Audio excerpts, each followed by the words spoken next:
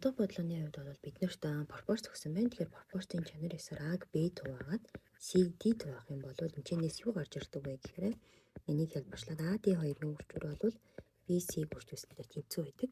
Тэгэхээр энэ нөхцөл ёсороо бид нар 24-ийг x-ээр үржүүлсэн нь 27-г 32-оор үржүүлсэнтэй тэнцүү байна гэсэн. За ингээд тэнцэнээс хэдүүлээ харах юм бол x-ийг олохдоо за 24x гэж тийм ээ. 27 32-оор хэдүүлээ үржүүлж бол таарах нь байна. За 27-г 32-оор үржүүлэхээр 864.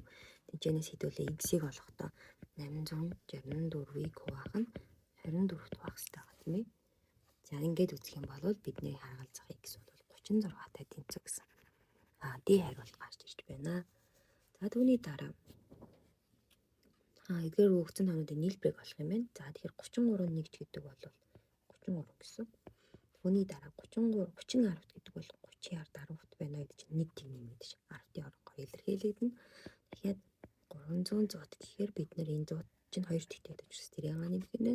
Түүний дараа 3000 гэхээр чинь 2 3 тэг нэмэгдэнэ. За ингээд эдгээрийг харгалзуулаад нэмэх юм бол 33333 гээд гээ хариулт гарч ирж байна.